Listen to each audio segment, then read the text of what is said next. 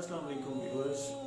इस्लाम के अंदर इस चीज़ की इजाज़त है कि अगर आपकी जान को ख़तरा हो तो आप इवन कुफ्र भी कर सकते हैं, बाद में आप बेशक तौबा कर लें। लेकिन ईमान की जो असल ताकत है वो ये है कि अगर आपकी जान को इवन ख़तरा भी हो फिर भी आप जालिम के आगे खड़े हो जाएं और जालिम के सामने कलमा हक बयान करें। ये है असल ईमान की ताकत।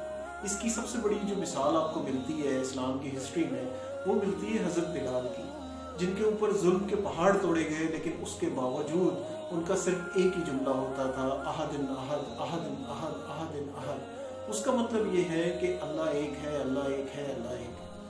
उन्होंने कभी भी जालिम के आगे सर नहीं झुकाया। इसके अलावा एक और जो बहुत बड़ी मिसाल मिलती है हिस्ट्री के अंदर वो मिलती है फिरौन की बांदी की।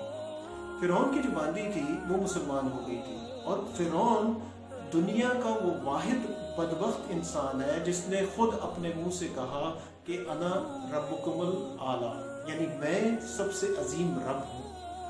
और उस शख्स के सामने उस बांदी ने कलमा हक बयान किया।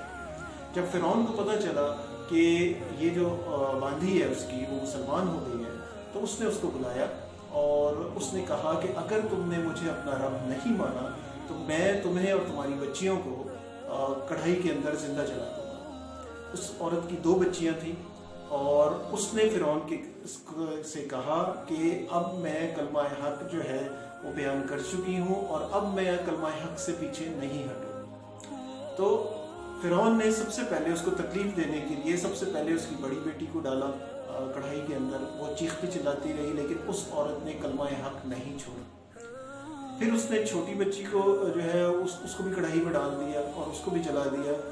उस माँ ने जो है कलमा हक फिर भी नहीं छोड़ा और इवेंचुअली उस औरत को भी फिरौन ने कढ़ाई के अंदर जिंदा जला दिया, लेकिन उस औरत ने फिर भी कलमा हक नहीं छोड़ा।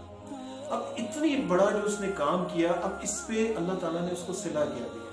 जब हुजूर अकरम सल्लल्लाहु अलैहि वसल्लम को मिराज पे लेके जाया जा रहा था तो जब वो मिस्र के पास पहुंचे तो वहां से उन्हें जन्नत की खुशबू आई।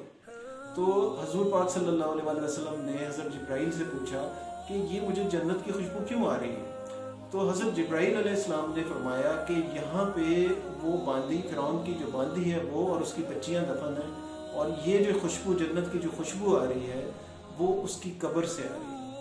तो इतना बड़ा रुतबा उस बांदी को और उसकी बच्चियों को मिला सिर्फ कलमा हक बयान करने के लिए। तो हमें जो है अपने ईमान की खुद हिफाजत करनी है और हमें खुद अपने ईमान की जो है खुद एहतसाब करना है कि हमारे जो ईमान का लेवल है वो क्या है।